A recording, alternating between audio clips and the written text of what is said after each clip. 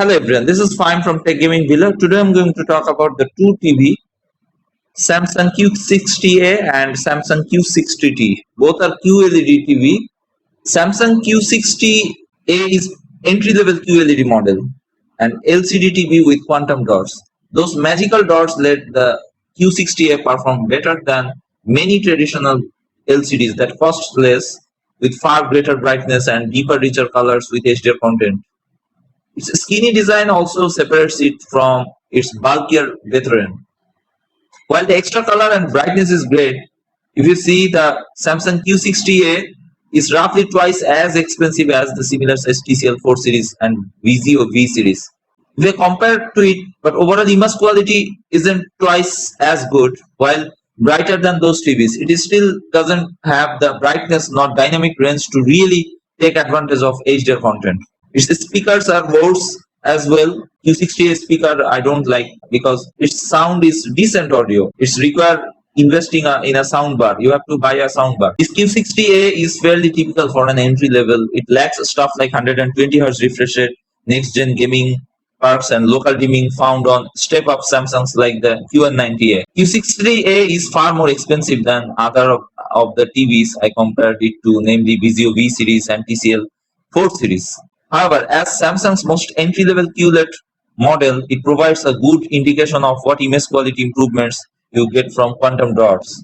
Right out of the gate, my eye was drawn to the Samsung. It is bright, well, at least compared to the other TVs, which are already pretty bright when going all out with HDR content. It's about twice as bright as the Vizio. If you have a really bright room or like to watch TV in the middle of the day in a room with many windows, the Samsung will be easier to see than cheaper TVs.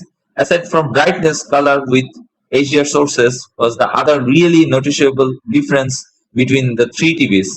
The quantum dots let the Q60A produce far deeper, richer colors than the Vizio and TCL, which use traditional color filters on their LCD elements.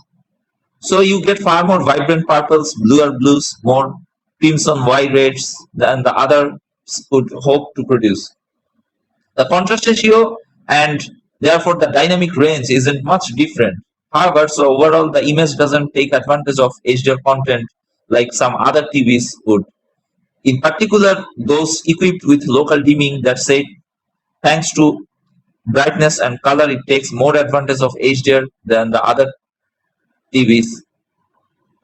So that's a step in the right direction. Subjectively speaking, I would say the added colors and brightness make the Samsung look roughly 50% better with HDR than the TCL and Vizio, which isn't bad, but definitely less than the 100% more it typically costs. Again, that if you are watching HDR content, any non-HDR content, which is most TV shows and older movies, the difference is even closer. No TV actually sounds good. All have teeny speakers. However, the Samsung is especially bad in this regard. Even at maximum volume, it's not particularly loud and has lots of distortion when you are cranking it up. The volume was regularly above 90 out of 100 and even maxed. It was hard to hear with the air conditioner on. This is not an issue the other models TVs like Vizio and TCL. The Q60A is an interesting TV. It's Samsung's low-end QLED, but it's far more expensive than the other entry-level TVs.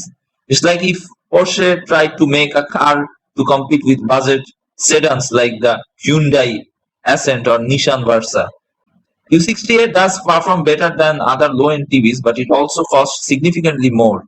And it simply is not, for example, twice as good as the TCL 4 series. That said, it is better. It's also far more attractive with its separative design. So if you are able to spend a bit more on a TV and want brighter, better HDR performance in addition to sleeker design, the Q60A is a great option. Just make sure you budget for a soundbar too. On the other hand, if you see the Samsung Q60T QLED occupies an important spot in Samsung's TV 2020 lineup, being the cheapest of the brand's QLED sets, and therefore effectively the worst best Samsung TV has released 2021. It's great value, but That inevitably comes with compromises, with the Q60T's picture suffering from low brightness, mild motion blur, and dull HDR objects. Of course, in 2021, the Samsung Q60A swooped in at even cheaper price, as the Samsung Q60T is a fraction of the cost of Samsung's high-end sets. It's still a decent choice if you are looking for a QLED tech and a crisp 4K resolution in a reliable display. It does more come with drawbacks. You will get a drop in processing power compared to its predecessor, the Samsung Q60R. It also has a quantum processor light chip instead of a quantum processor 4K used in the most QLED models. Its edge lighting, which illuminates the picture from the sides rather than behind the panel, means there are issues with consistency of brightness, off-axis beaming, and the strength of HDR objects. You are also going to have to swallow some mild motion blur in exchange for the Q60T's low price. However, upscaling HD pictures to 4K is the strength of this TV, and HD images are free of distasteful video noise, even if Samsung's processing can lead to a slightly flat picture in order to achieve this. Audio can be pretty muddy, although an amplify sound mode for actuating dialogue helps matters, as does ear compatibility for lossless audio pass-through to external audio hardware. The main difference you will find from the Samsung Q60R, the TV the Q60T is replacing, is in the processor. While the Q60R had a quantum processor 4K, the Q60T features a quantum processor Lite. That's because Samsung shuffled its 2020 TV range, saving the best performance for its 8K TV models and pushing the 4K TVs down to the bottom of the pecking order. What does this mean materially for the Q60T? Not that much. You are still getting great upscaling from HD even on the Q60T's larger screen sizes. The HD footage looked suitably detailed on the Q60T's 4K panel. HD content isn't indistinguishable from native 4K, and there's a slightly flat effect with HD images that comes from the process Samsung uses to smooth over video noise, but these aren't so noticeable as to ruin the viewing experience. You are also getting Samsung's wide viewing angle technology, which launched in 2019 on its higher-end sets and has since trickled down to more affordable QLEDs. This ensures that images still largely hold up in terms of color and contrast when viewed from the side, although the edge lighting here means images aren't lit consistently in all directions. And I found that a 45-degree angle still wasn't ideal. The Q60T's panel does seem to be heavy on blue light, with blues and greens tending to come out stronger than reds or browns. These tend to cause darker skin tones to take on a reddish tint, and this is also the case on the Q60T.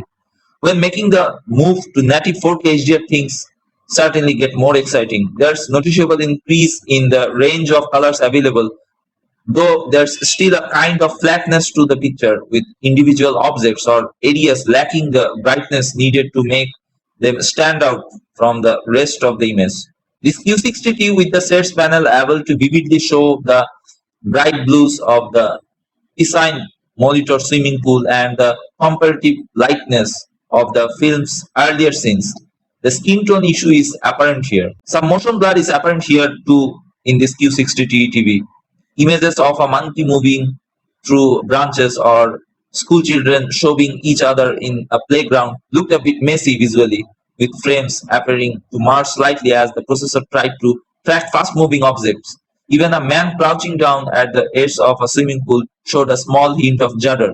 And while Samsung's quantum processor Lite manages to keep a handle on these issues and stop them being as problematic as on the Hyzin U8QF, they are noticeable and detract from the experience. HDR colors are subdued, likely due to the mid-range processor and edge lighting. Grays and browns tend to merge with similar tones without much nuance, which is a shame in colorful films such as The Life of a Pi. Watching Netflix's high-score gaming documentary shows the Q60T at its best. However, the fact that the Q60T only comes into its own with such a specific range of content only serves to highlight its shortcomings elsewhere.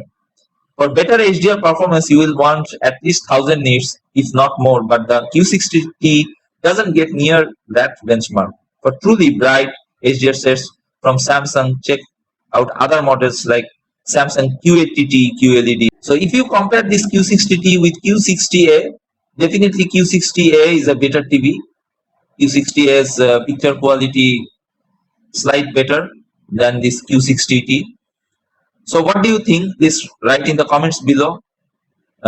This cheap TV, actually those who have tight budget, they can choose Q60A or Q60T. So that's it from now. If you like this video, please subscribe and press the bell icon for future notifications update. Thanks for watching. To change your